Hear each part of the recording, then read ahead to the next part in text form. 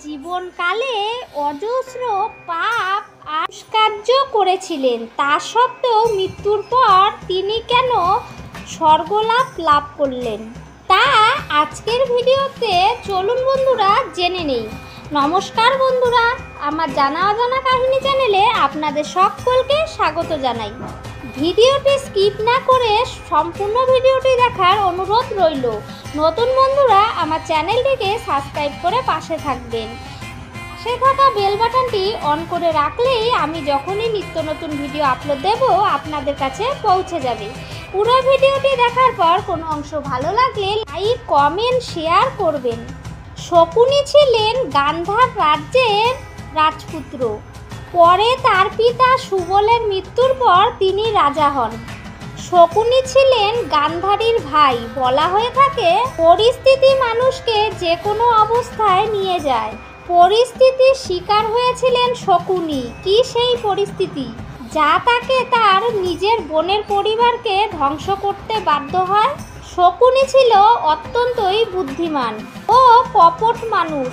তিনি দুর্যোধনকে তার কাকাতো ভাই ষড়যন্ত্রের সমর্থন করেছিলেন। যখন গান্ধারী জন্মগ্রহণ করলেন, জ্যোতিষীরা ভবিষ্যৎবাণী করেছিলেন যে গান্ধারীর স্বামীর আয়ু কম হবে। রাজা সুবল এবং তার পুত্ররা গান্ধারীকে একটি ছাগলের সাথে বিয়ে দেন। ছাগলটিকে বলি দিয়ে গান্ধারীকে এই প্রভাব থেকে মুক্ত করে। গান্ধারী কুরু রাজপুত্র ধৃতরাষ্ট্রের সাথে বিবাহ বন্ধনে আবদ্ধ হয়, যিনি জন্মগতভাবে অন্ধ ছিলেন। ধৃতরাষ্ট্রের অন্ধত্বতার কারণে সুবল এবং শকুনি প্রথমে আপত্তি জানান, কিন্তু পরে কুরু রাজপুত্রের খ্যাতির কারণে সুবল রাজি হন।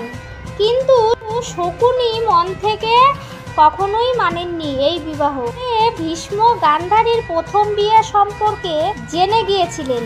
ভীষ্ম রাজা সুবল ও তার পুত্রদের শাস্তি দেন। তাদের বিরূপা কন্যাকে রাজপরিবারের কুলবধূ হতে দিয়েছিলেন, সত্য ঘটনাটি না জানিয়ে। এরপর সুবল ও তার পুত্রদের কারাগারে পাঠানো হয় এবং প্রতিটি বন্দীকে একদানা চাল দেওয়া হয়। শকুনি ছিলেন তাদের মধ্যে সবচেয়ে জ্ঞানী, প্রতিশোধ নিতে সবচেয়ে বেশি ছিল সক্ষম। সকল সদস্য তাদের খাবার শকুনিকে দেন, যাতে সে বেঁচে থাকতে পারে একদানা খাবার খেয়ে। আর বাবা আর সমস্ত ভাই শকুনির সামনে মারা যায়। এই যন্ত্রণা থেকে শকুনি মুক্তি পায় আর ধীরে ধীরে হস্তিনাপুরের ধ্বংসের সম্পর্কে প্রস্তুতি নেওয়া শুরু করে। সব অপকর্মের পরও তার স্বর্গে যাওয়ার মূল কারণ এটি, কারণ তার পরিবারের প্রতিশোধ কুরু বংশের কাছ থেকে নিয়েছিলেন। তিনি কেবল প্রতিশোধই নিচ্ছিলেন। তিনি একজন বুদ্ধিমান ও ধূর্ত ব্যক্তি ছিলেন। সভায় দ্রৌপদী বস্ত্র হরণের সময় দুর্যোধনকে এই অপরাধ থেকে মুক্তি না দেওয়ার জন্য কেবল পরামর্শ দিয়েছিলেন। তিনি খুব নিশ্চিত ছিলেন যে কেবল ভগবান কৃষ্ণের কাছ থেকে অপ্রত্যাশিত প্রতিক্রিয়া। তিনি ঘৃণায় অন্ধ ছিলেন এবং তার কিছু ধর্মের নিয়ম ছিল। তিনি কুরুবংশ ধৃতরাষ্ট্র ও ভীষ্ম পিতামহের কাছ থেকে তার বোন গান্ধারীর সাথে প্রতারণার প্রতিশোধ নিচ্ছিলেন।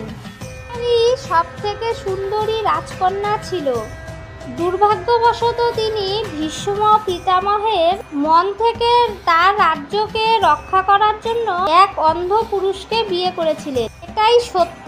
তাই শকুনি তার পরিকল্পনায় যোগ্য ছিলেন। কৌরবদের বিরুদ্ধে ষড়যন্ত্রে অত্যন্তই বুদ্ধিমান ছিলেন। পিতামহের রাজ্য দখল করার জন্য তার প্রতিজ্ঞা ছিল, সেই কারণেই সে স্বর্গ পেয়েছে। আরেকটি ধারণা আছে যে যুদ্ধক্ষেত্রে যে মারা যাবে সে অবশ্যই স্বর্গে যাবে। বলা হয়ে থাকে যে মানুষ সময়ে সময়ে পুণ্য ও পাপ করবে। যদি পুণ্য বেশি পাপ কম হয় তবে তাহলে তারা প্রথমে পাপের শাস্তি ভোগ করবে, পরে পুণ্যের জন্য স্বর্গের সুবিধা ভোগ করবে। বিপরীতভাবে যুদ্ধক্ষেত্রে যারা মারা গেছে তাদের ক্ষেত্রে তারা প্রথমেই আগে স্বর্গের সুখ উপভোগ করবে এবং তারপরে যদি কোনো শাস্তি থাকে তবে নরকে যাবে।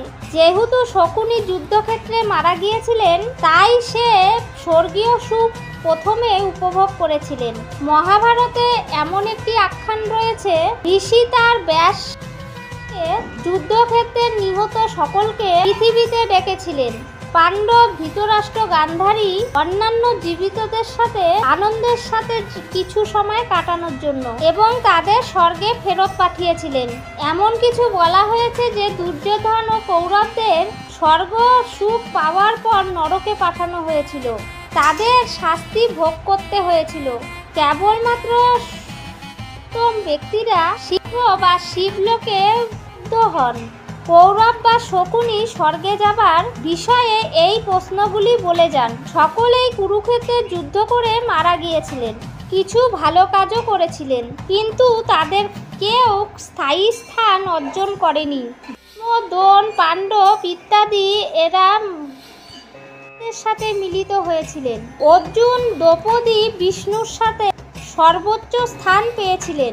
এইসব থেকে আমরা বুঝতে পারি যে শকুনি স্বর্গ প্রাপ্তির মূল কারণ হলো সে তার কর্তব্য ভালোভাবে পালন করেছিলেন। যেভাবে তার শকুনি নিজের পরিবারের পিতা বোনের বদলা প্রয়াস করেছিলেন, এটা সফলভাবে হাসিল করেছিল। তার কর্তব্য এবং কর্মের জন্যই স্বর্গের প্রাপ্তি করেছিল। শকুনির স্বর্গপ্রাপ্তির মূল কারণ। ভিডিওটি ভালো লাগলে লাইক, কমেন্ট, শেয়ার করবেন বন্ধুরা। চ্যানেলটিকে সাবস্ক্রাইব করে পাশে থাকবেন। সবাই ভালো থাকবেন, সুস্থ থাকবেন। ধন্যবাদ।